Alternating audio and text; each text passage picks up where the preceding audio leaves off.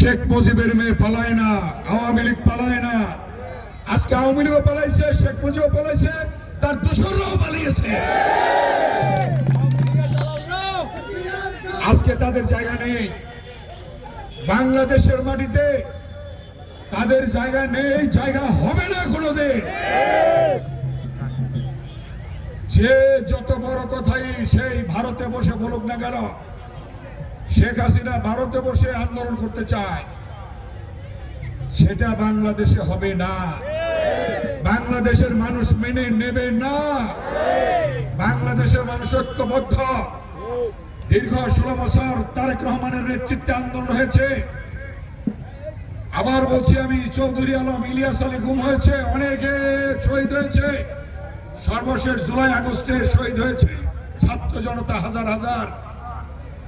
তাদের রক্তের বিনিময়ে পেয়েছি আমরা নতুন বাংলাদেশ।